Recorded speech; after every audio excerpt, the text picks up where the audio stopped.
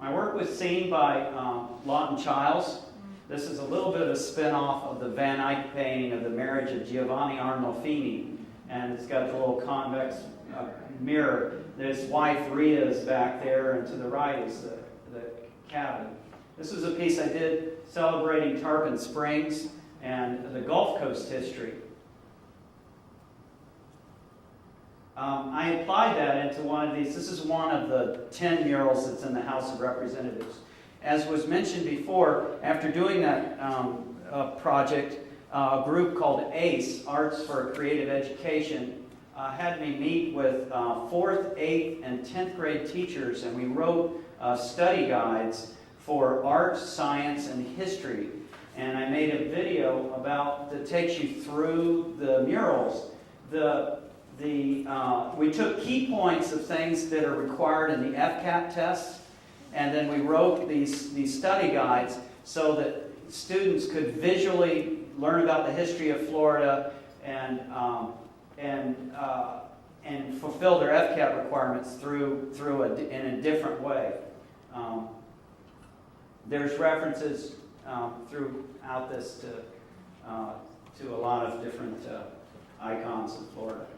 This was an underwater painting box that I engineered because I wanted to do the last paintings in the series of the manatees and the coral reef. The House of Representatives at the time said to me, "What do the springs and the coral reef have to do with Florida's history?"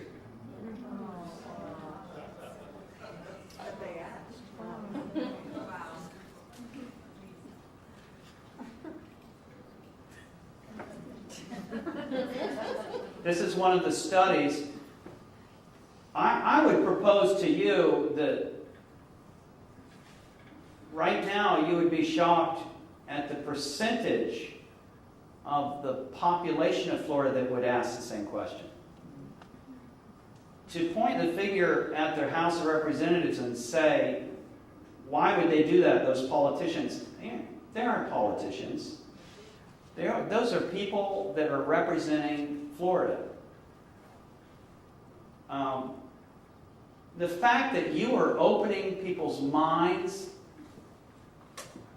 is just critical to the whole survival of our state.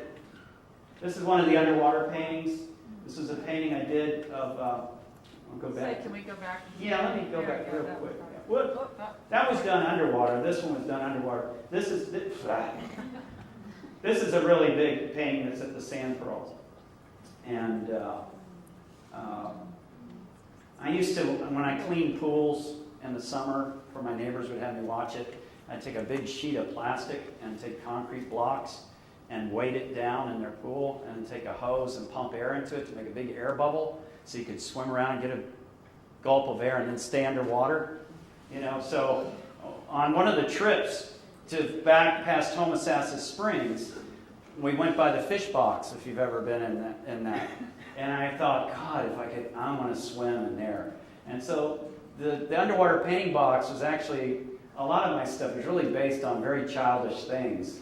They go back to me really just wanting to be able to stay underwater. And then I got to swim at Homosassa Springs underwater, so that's neat. This is a painting of Tampa Airport. This came right after September 11th, and it was paying homage to the days when you could say goodbye to people next to the plane and walk amongst the plane.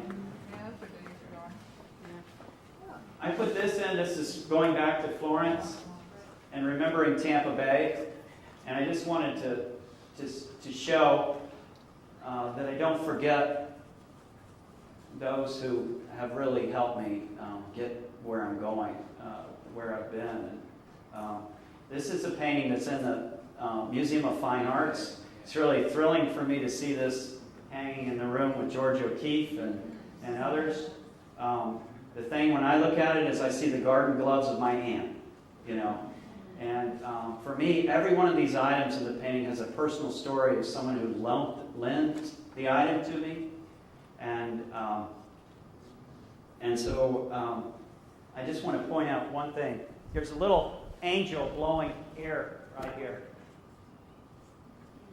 And there's a tag here, which usually is the name put onto orchids. And the tag is not taken off of an orchid unless that orchid has died. So my name is on that tag. Because I figure any time that I paint a painting and put my name on it, that's my tombstone. And every time I go to a museum and I see the names on people's paintings, I think of wanting to make things that would maybe make an art student sometime look at my stuff and make him maybe get interested in painting. Maybe be excited about life as I am. A lot of the orchid growers name the plants after themselves, just like an artist putting his name on it. And the little angel, the reason why they name it after themselves is sometimes they'll clone and hybridize and they'll take stuff and then they'll name the plant after themselves. The symbolism of that is without the breath of life, anything that we make is really worthless. And that anything that I could ever paint is a poor rendition of a world that's just so splendid. This is my studio in Tarpon Springs. I had built a studio, and a man came over across the street from me, and he said, "You really like old things, don't you?" Because this was a wreck of a place that we turned into. And he goes, "You know what? I got these door handles from a mansion that was torn down behind the Gulf Coast Art Center. I think you should have those." And he installed the door handles on the doors to my studio. And those are the door handles that were locked when I was a kid. To the place that I always hoped I'd have. This is the beginning of a painting I'm working on because I've dropped my project right now that I've worked on and I'm racing up to Apalachicola. And without saying enough, I realize I'm looking at something that we may never see again. And I'm not interested in blaming anybody. I'm not interested in whatever needs to be done to take care of this. The fact that someone could not imagine that there could be an accident that would destroy the Gulf goes back to creative thinking. I don't care if you become an artist or whatever field you're in, the joy in your life that can come from being able to just imagine things that might happen and how you can do things differently, and the creativity that we so wish someone would come up with to solve this problem right now, lies in your hands. I know that's a really heavy thing to sit there and say to you, especially when you have a hard-working job that gives very few rewards. But I never thought that art would make a living for me. I never thought anyone would look at it. I didn't think there'd be a room of people who would want to hear about it.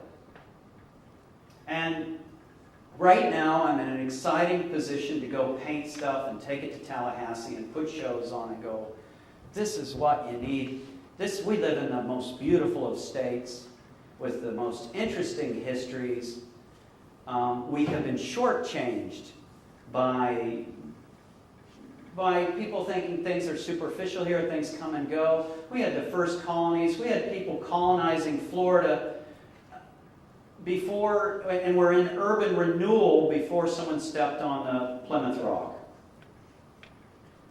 We got a little bit of an inferiority, self-esteem problem that we aren't just celebrating what a great state we live in.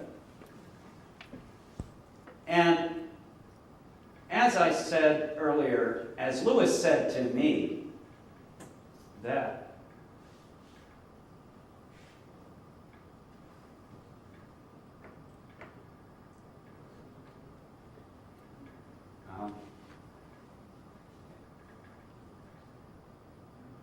as he said, carry on.